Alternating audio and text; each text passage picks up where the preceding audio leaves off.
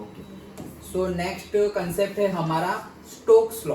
Okay, और stocks law, stock. Okay, भले ही pronoun लिखा ऐसा जाए लेकिन बोलते कैसे, स्टॉक्स लॉ। ओके, तो स्टॉक्स लॉ डिस्कस करते हैं। क्या है ये स्टॉक्स लॉ? स्टॉक्स नाम के साइंटिस्ट ने दिया था, वेरी इजी है। क्या है स्टॉक्स लॉ? कि कोई भी हमारा फ्लूइड है, सपोज मान लो लिक्विड है, लिक्विड में हमारा ऑब्जेक्ट है से स्फीयर, वो लिक्विड में स्फीयर मूव कर रहा है। क्या कर रहा है? मूव कर रहा है, अंदर फ्लो कर रहा है, मतलब मोशन की बात चल रही है हमारा। जैसे ऑब्जेक्ट है यहाँ पर और ये ऐसे मूव कर रहा है, मतलब फ्लूइड में ही मूव कर रहा है ना। ये फ्लूइड क्या है? एयर। ये ऑब्जेक्ट है, ये मूव कर रहा है, तो एयर में ये ऑब्जेक्ट मूव करता है। वैसे ही हमने यहाँ पे ऐसा समझो कि टंकी भरी, बहुत लंबी वाली टंकी भरी हुई है और स्विमिंग पूल है बहुत बड़ा वाला, और हमने ऐसे बॉल को फेंका मतलब क्या? जोर से फेंका है, ऐसा नहीं कि सरफेस पे जाके ऐसे यहाँ आके बॉल बैठ जाए, वैसे जोर से फेंका मतलब बॉल नीचे जाएगा, बॉल की मोशन होगी नीचे, तो बॉल, स्फेरिकल बॉल ऐसे नीचे जाएगा, मतलब मूवमेंट हो रही है। तो जब ये मूवमेंट हो रही है, जब नीचे की डायरेक्शन में मूवमेंट हो रही है, तो ये जो बॉल के आसपास, मतलब ये जो बॉल की सरफेस है, और वॉल बोल रहा हूं लेकिन जो भी ऑब्जेक्ट हो, वो ऑब्जेक्ट की जो भी सरफेस होगी, उसके आसपास वाला, सराउंडिंग वाले जो फ्लूइड के लेयर होंगे, सराउंडिंग वाले, तो उसके सराउंडिंग वाले जो फ्लूइड के लेयर्स है, वो ये बॉल के ऊपर रेजिस्टेंस ऑफर करेंगे कि भाई तू मत जा।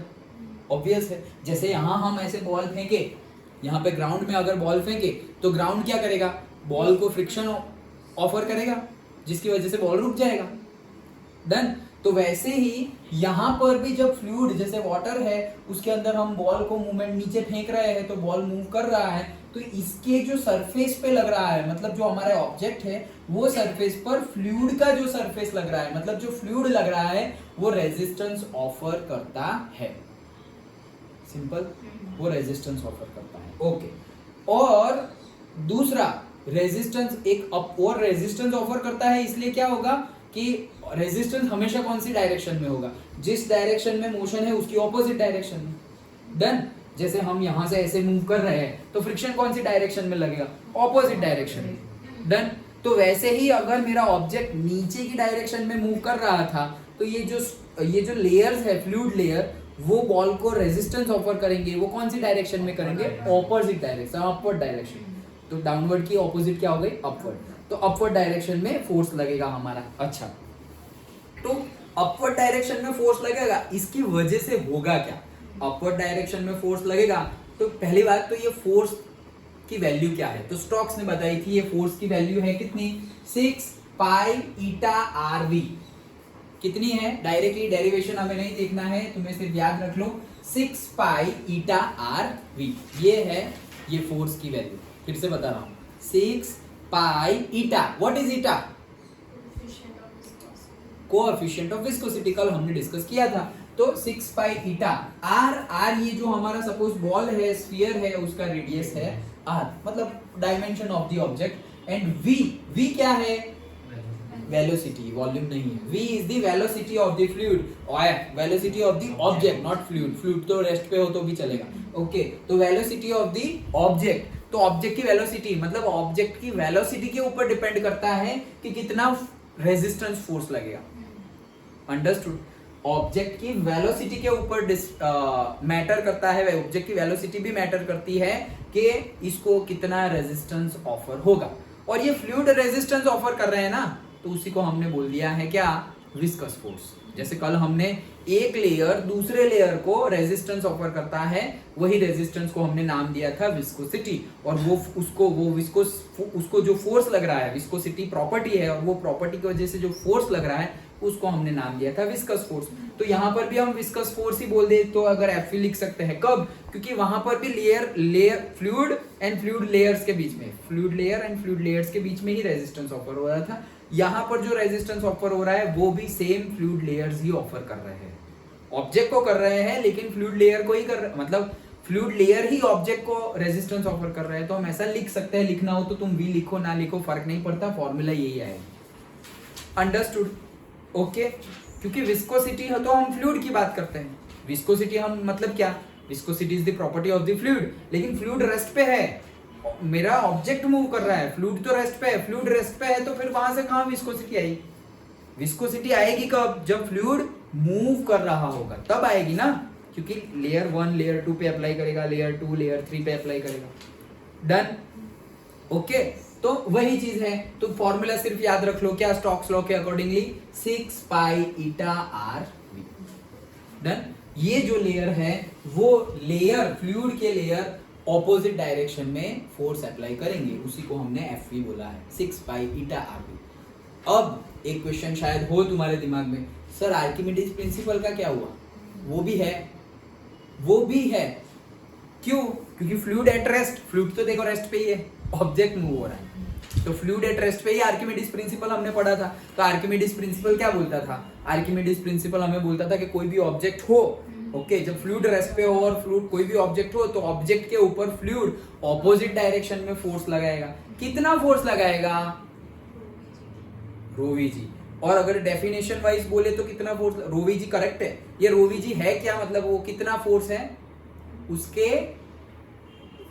फ्लूइड के वेट जितना, जितना फ्लूइड डिस्प्लेस हुआ है, मतलब ये बॉल ने जितना भी फ्लूइड डिस्प्लेस किया हो पर्टिकुलर वॉल्यूम, सपोज स्फीयर है तो 4/3 पाई आर क्यूब, इतना वॉल्यूम डिस्प्लेस कर दिया, तो इतने वॉल्यूम का वेट कितना होगा? वेट मतलब mg, और वहीं से आया था ρVg। डन? ओके, तो उतना विस्कस फोर्स और से अपवर्ड फोर्स, बियॉन्ड फोर्स और अपथ्रस्ट फोर्स, ये सब डिस्कस किया है ऑलरेडी हमने, तो उतना अपथ्रस्ट फोर्स और बियॉन्ड फोर्स लगेगा, वो तो लगेगा, उसमें कोई नहीं। मतलब अब यहाँ पे कितने लगने लगे?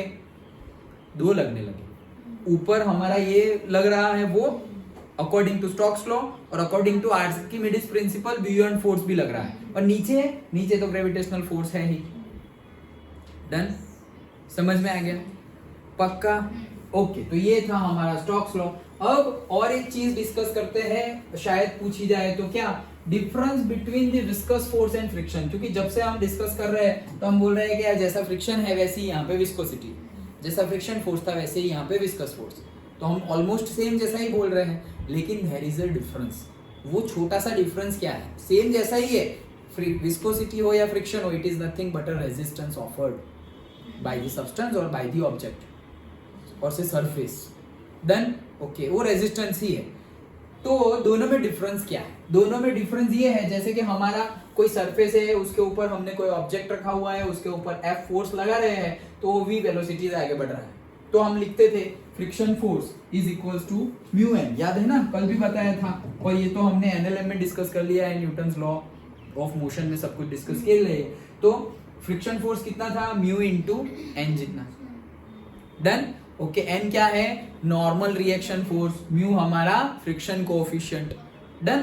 और उसी के अकॉर्डिंगली हमारा क्या है? नॉर्मल रिएक्शन फोर्स कितना आएगा? जितना नीचे होगा उतना ऊपर, नीचे कितना होगा? वेट फोर्स, वो कितना होगा? mg, तो ऊपर nb is equal to mg, तो म्यू mg जितना लगेगा, ये हमें पता ही है। तो अभी डिफरेंस कहाँ है? डिफरेंस तुम्हें फॉर्मूला से ही पता चल जाएगा, फॉर्मूला से ही डिफरेंस याद कर लो। क्या? विस्कस फोर्स मास के ऊपर डिपेंडेंट है। अभी ये तुमने ब्लॉक लिया, अभी इसके ऊपर जो फ्रिक्शन लगेगा, मैंने ऐसे बड़ा ब्लॉक ले लिया, इसके ऊपर क्या सेम फ्रिक्शन लगेगा? सरफेस तो सेम है, लेकिन फिर मतलब ग्राउंड सरफेस सेम है, लेकिन फिर भी फ्रिक्शन ज्यादा लगेगा। क्यों? क्योंकि उसका एरिया ऑफ कांटेक्ट बढ़ गया, मतलब ये बड़ी साइज का है बॉक्स। डन? बड़ी साइज का है, उसका मास भी अलग है, मास ज्यादा होगा, बड़ी साइज का है, तो जनरल केस की बात कर रहे हैं। तो ये फॉर्मूला देखो ना, ये फ्रिक्शन फोर्स मास के ऊपर डिपेंडेंट है। और यहां आ जाओ, विस्कस फोर्स है क्या? मास है ही नहीं, मतलब ये बॉल तुमने इतना मोटा लिया हो तो भी विस्कस फोर्स इतना ही लगेगा, और छोटा लिया हो तो भी विस्कस फोर्स इतना ही लगेगा। क्यों ऐसा? ऐसा इसलिए क्योंकि विस्कस फोर्स तो फ्लूइड की वजह से हम बता रहे हैं, ऑब्जेक्ट की वजह से नहीं। ये फ्लूइड जो रेजिस्टेंस ऑफर कर रहा है उसकी वजह से ना, तो हमने फ्लूइड को तो छेड़ा ही नहीं। ऑब्जेक्ट बड़ा हो या छोटा हो, फ्लूइड तो जो था वही है, तो इसमें ऑब्जेक्ट के मास को कंसीडर किया जाता नहीं। फॉर्मूला से पता चल गया। डन? तो विस्कोसिटी और से विस्कस फोर्स में मास कंसीडर किया जाता नहीं है, बट फ्रिक्शन फोर्स में मास कंसीडर किया जाता है। दूसरा डिफरेंस, वो भी फॉर्मूला से पता चल जाएगा। कौन? ये भाई साहब, वेलोसिटी। विस्कस फोर्स में according to Stokes law viscous force में velocity of the object matter करती है। ये कितनी है वेलोसिटी? अगर वेलोसिटी ज्यादा हुई, सोचो ये वेलोसिटी ज्यादा हुई, ज्यादा वेलोसिटी से नीचे जा रहा है, ज्यादा वेलोसिटी से नीचे जा रहा है तो डायरेक्टली प्रोपोर्शनल है, तो विस्कस फोर्स भी क्या होगा? ज्यादा होगा। सिंपल है। लेकिन देखो वहां वेलोसिटी है क्या? नहीं। तो ये तुम्हारा ऑब्जेक्ट v वेलोसिटी से मूव कर रहा है, v वेलोसिटी से मूव कर रहा है, तो और v अगर चेंज हो जाए, तुम बहुत फास्टली मूव करो या स्लोली मूव करो, फ्रिक्शन तो जितना लगना है उतना ही लगेगा। ऐसा नहीं है कि तुम स्लोली मूव करोगे तो ज्यादा लगेगा और फास्ट मूव करोगे तो कम लगेगा फ्रिक्शन। नो, देखो वैसे तो हमें पता ही है ऑब्जर्वेशन से, लेकिन फॉर्मूला में भी देखो वेलोसिटी तो कहीं है ही नहीं, तो फ्रिक्शन फोर्स तो मास के ऊपर, बॉक्स बड़ा छोटा किया तो फर्क पड़ेगा, लेकिन एक बॉक्स है उसको आराम से लेके जाओ तो थोड़ा कम फ्रिक्शन लगता है, और ऐसे जल्दी से कर दिया तो ज्यादा फ्रिक्शन लगता है। ऐसा कुछ है नहीं। क्यों? क्योंकि पॉइंट ऑफ कांटेक्ट और से एरिया ऑफ कांटेक्ट, पॉइंट तो जब स्फीयर होगा तब आएगा, लेकिन एरिया ऑफ कांटेक्ट जितना ज्यादा उतना फ्रिक्शन ज्यादा। तो तुम फास्ट जाओ या स्लो जाओ, एरिया ऑफ कांटेक्ट तो सेम ही रहने वाला है। और देखो ना फॉर्मूला में भी नहीं है। डन। तो ये मेन दो डिफरेंस हुए विस्कस फोर्स और फ्रिक्शन फोर्स के बीच में। फिर से बता रहा हूँ क्या डिफरेंस है। अरे फॉर्मूला देख लो ना, वही डिफरेंस है कि यहाँ पर वेलोसिटी मैटर करती है, यहाँ पर वेलोसिटी नहीं मैटर करती, और यहाँ पर मास मैटर करता है और यहाँ पर मास मैटर करता नहीं है। दैट इज ये दो डिफरेंस है। सिंपल, समझ में आ गया? पक्का? डन ना? ओके चलो, तो ये था हमारा स्टोक्स लॉ। हाँ, स्टोक्स लॉ के बाद स्टोक्स लॉ का भी यूज यहाँ आ जाएगा, फिर भी हम नए वीडियो में ले लेते हैं।